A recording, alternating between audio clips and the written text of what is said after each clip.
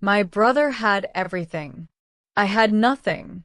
And the day he tried to steal the one miracle I ever found, I learned that greed doesn't just destroy the greedy. It destroys everyone standing too close to them. Let me start from the beginning. Because this story isn't just about a broken mirror. It's about a broken family. And how one man's hunger for more nearly swallowed us both whole. We grew up in the same village of Cannockbur. Same parents, same house, same starting line. But somewhere along the way, life split us into two completely different people. My older brother Ranjit became wealthy. Not through luck, through calculation. He married well, invested carefully, built walls around everything he owned. His house was large. His daughter Aparna's birthday parties were extravagant. The kind of extravagant that's less about celebration and more about making sure everyone around you knows exactly how far you've come. And then there was me, Ranvijay, the younger brother, the poor one, the one people in the village smiled at politely and forgot about the moment they turned away. My wife Bhumi never complained. That's the kind of woman she was, quiet strength wrapped in a soft voice. Our daughter Supriya was the light of our home. She asked for very little, but she felt everything. She noticed the way Aparna looked at her sometimes, like a reminder of distance. The day Aparna's birthday came, Supriya got dressed with such excitement. She pulled at her mother's hand the whole way there, terrified they'd miss the cake cutting. When we arrived, the house was full of lights and noise and people dressed in expensive clothes. Aparna came downstairs in a beautiful gown, and Supriya rushed to her immediately, full of love, full of happiness, and said, "Happy birthday, Aparna Didi." Aparna didn't even look at her. She turned to the other guests and started talking, laughing, being the center of attention. Supriya stood there with her hand half raised, her smile slowly dimming. I watched it happen and felt something tighten in my chest. The kind of tightness that doesn't go away quickly. Later, when the cake was being distributed, Aparna handed Supriya a piece and said sweetly, "Your birthday's next week, isn't it? You should throw a party just like this. We'll all come."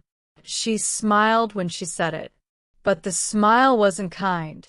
It was the smile of someone who already knows the answer and wants to watch you squirm trying to find it. "I'll even bring a nice gift," she added. "Not some small thing. A real gift."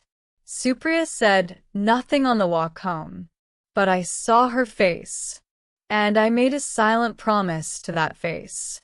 That night, she came to her mother and said she wanted a birthday party. A real one. Not big, just real. Bhumi looked at me across the room with tired eyes. We had no money. I had been out of work for weeks. The walls of our house felt like they were leaning inward. I told Bhumi I would find something. Anything. I went to bed that night not knowing what I was going to do. The next morning, I left early. I searched every corner of Cannockbur for work, shops, fields, construction sites. Nobody needed me. The sun climbed high and then started to fall, and I was still nothing. Empty hands, empty pockets, heavy heart. I walked to the pond at the edge of the village and sat under a tree because I didn't know where else to go. Sometimes when you run out of options, you just stop moving for a while. That's when my hand touched something cold in the grass. I looked down. A broken mirror. Small, cracked down the middle. One edge chipped away entirely. I almost moved it aside. Instead, something made me reach out with my other hand, and my fingers went through it.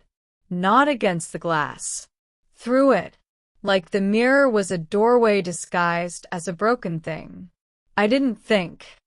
I pushed my hand in a second time, and the world swallowed me whole.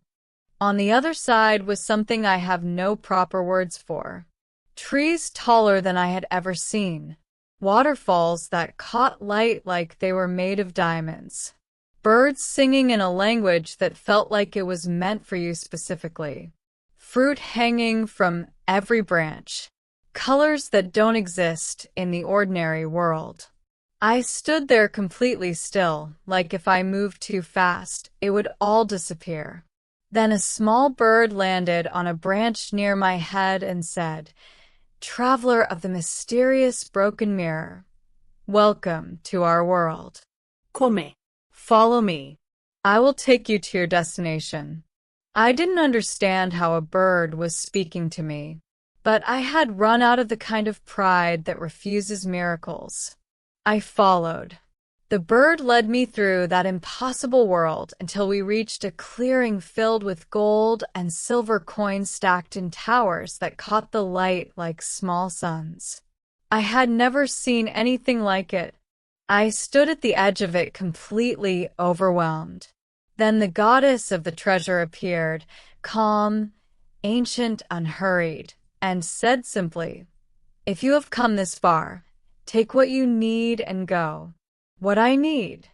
I thought about Supriya's face on the walk home from Aparna's party. The dimmed smile, the hand half raised. I reached into the nearest pile and took one fistful of gold coins. That was enough.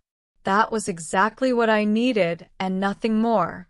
I closed my hand around it, and the mirror released me back into the world like it had simply exhaled. I went home and put the coins in Bhumi's hands and told her to sell them at the market and buy everything for Supriya's birthday. She stared at me. I told her our luck had changed. I told her not to ask questions yet. Supriya's birthday came. We filled our small yard with lights. We had a cake. We had food for every neighbor who came.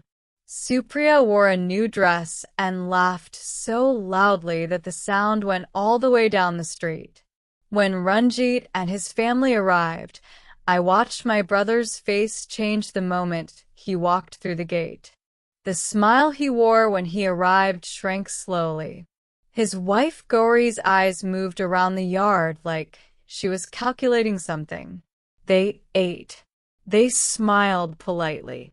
Then they went home.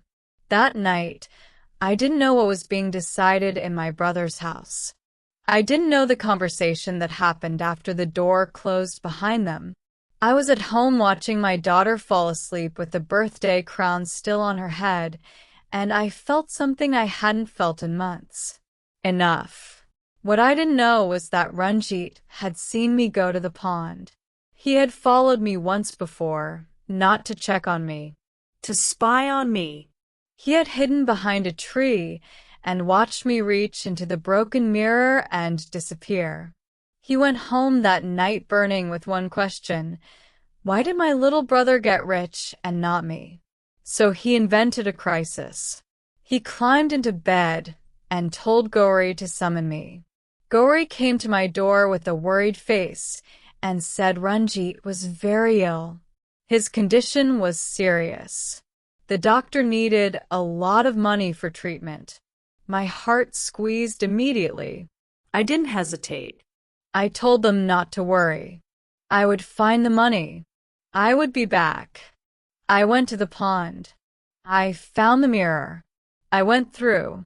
On the other side, the little bird appeared again and said, "Come, I will take you to your destination." And I followed it again through that impossible world, back to the treasury, back to the goddess. She looked at me and said it seemed I needed something again. She told me to take what I required. I told her I wasn't there for treasure this time. I told her my brother was lost somewhere inside this world, that he had come in looking for something and hadn't come back out. asked if she had seen him. The goddess was quiet for a moment. Then she told me the truth. She said many people pass through this mirror, but only the honest ones make it out. The ones who come with genuine need, who take only what is necessary and nothing more, the mirror returns them safely. But those who come with greed, who try to take more than they need, who fill bags and pile up treasure beyond any reasonable need, the mirror keeps them, traps them in its jungle forever. My brother had come with bags. He had filled them. He had tried to walk out carrying as much as he could lift. And the goddess had stopped him. He was somewhere in the jungle now, wandering, afraid, unable to find his way out. She told me to take what I needed and go home. I stood there for a moment. I thought about everything Ranjit had done over the years. The small humiliations. The way his wife Gauri referred to us as the poor branch of the family. The way Aparna had handed my daughter a piece of birthday cake and used it as a weapon. Years of being the lesser brother. Years of being looked down at by the man who had the same parents, the same blood, the same starting point. And I thought about Bhumi waiting at home. And I thought about what it means to be the kind of man your daughter watches grow up. I told the goddess I was not leaving without my brother.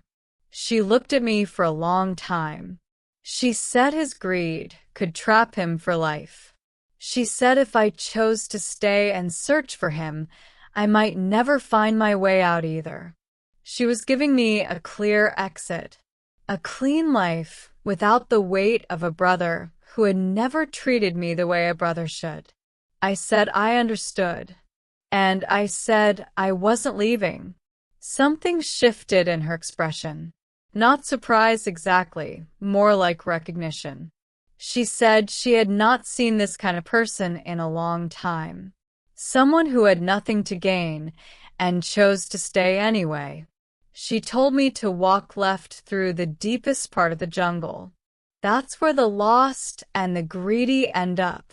That's where I would find Ranjit. She said when I found him, the mirror would let us both out. I walked for what felt like hours.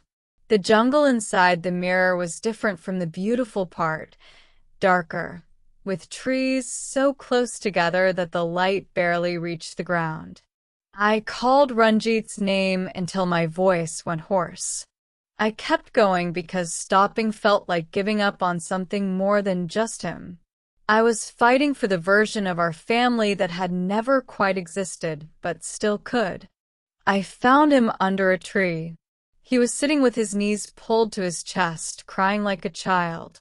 The bags he had brought were gone, scattered somewhere in the dark. The treasure he had tried to steal was already gone. He had nothing. Just himself, alone, terrified, unable to find the door. He looked up when he heard me, and something cracked open in his face.